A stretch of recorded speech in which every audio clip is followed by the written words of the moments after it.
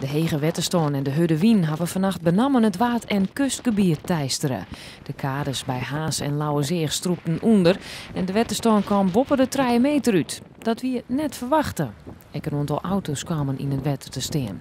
Het wetterskip hoegde likwijls net in actie te komen. Op de Waadeiland wienen wolmaatregels nodig.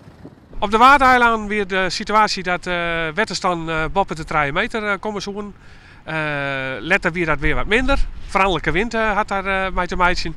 En er is op Schier en op de Ameland is dikbewaking geweest.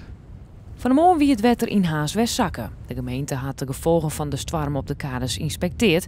Op één plak is een gat in de kade ontstaan. Op zo'n kade, die bestrating, er zit zon onder. En wetter, ja, dat had altijd invloed op zon.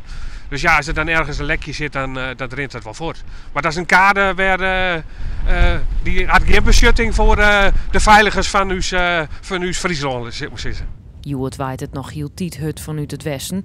Het lijkt er wel eens op dat het wetter net meer over de kades heen komt. Toch stenen de meesten van het wetterskip paraat. Nou, we houden natuurlijk vinger aan de pols. De verwachtingen voor het komende hege wetter die binnen lang net zo heeg als Aroen en Nacht. Dus dan zijn er geen bijzonderheden. Het is wel zo dat het Lauwersmaar zit nou vol. Dus waar de Friese Sluis is juist er al tegengegaan, documentatie vannacht. En dat betekent dat we net meer spuien kunnen bij documentatie op Lauwersmaar.